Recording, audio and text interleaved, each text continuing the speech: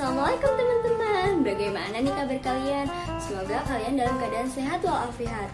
Nah, video kali ini kita akan membahas tentang fenomena vulkanisme. Yuk simak baik-baik video tentang seputar fenomena vulkanisme. Check it out. Apa itu vulkanisme?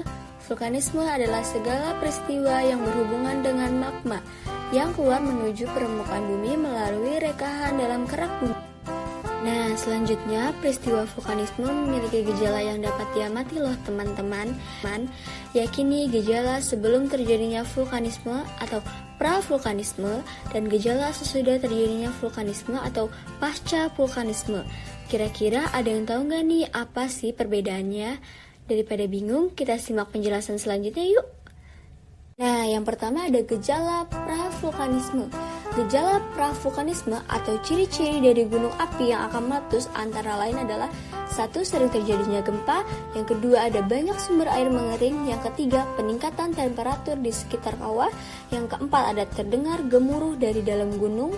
Yang kelima, hewan-hewan dari gunung turun ke lereng gunung. Nah, yang kedua ada gejala pasca vulkanisme. Sedangkan untuk gejala pasca vulkanisme yang muncul setelah gunung api selesai meletus adalah: yang pertama itu ada muncul sumber air panas atau geyser, yang kedua ada munculnya sumber gas atau ekshalasi seperti belerang, yang ketiga munculnya sumber air yang mengandung mineral seperti belerang atau sulfur. Nah, karena kamu sekarang udah tahu nih apa itu vulkanisme dan gejala-gejalanya, sekarang kita bahas tentang erupsi gunung api ya. Erupsi gunung api. Kamu pasti udah pernah dengar dong tentang erupsi. Ya, jadi erupsi adalah proses keluarnya magma dari perut bumi. Dengan kata lain, erupsi ini terjadi ketika suatu gunung api meletus.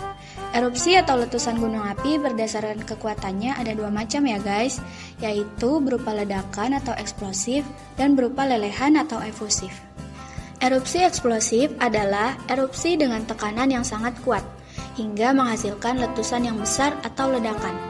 Ini karena magma di bawah gunung memiliki kandungan gas yang sangat tinggi, sehingga memiliki tekanan yang tinggi dan menghasilkan ledakan besar yang biasanya hanya terjadi satu kali. Nah, kalau erupsi efusif adalah erupsi dengan tekanan yang kecil, sehingga hanya berupa lelehan yang berangsur keluar. Ini terjadi karena magma di dalamnya bersifat basah dan memiliki kandungan gas yang sedikit ya guys. Jadi biasanya erupsi tipe ini tidak menghasilkan ledakan yang dahsyat. Oh iya, karena dua tipe erupsi ini, gunung-gunung api yang tersebar di bumi memiliki bentuk yang berbeda-beda loh teman-teman. Secara umum, ada 3 jenis gunung api yang perlu kamu yaitu gunung api perisai, gunung api mar, dan gunung api strato. Oke, langsung aja yuk kita bahas gunung yang pertama, gunung api perisai. Apa aja sih karakteristik gunung api perisai? Sesuai namanya, gunung api perisai adalah gunung yang bentuknya relatif datar. Gunung ini hanya terbentuk karena erupsi efusif.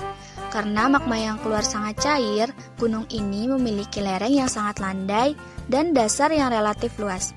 Gunung api tipe ini tidak ditemukan di Indonesia ya guys, melainkan di negara lain. Contohnya seperti Gunung Mauna Loa dan Gunung Kilauea di Hawaii.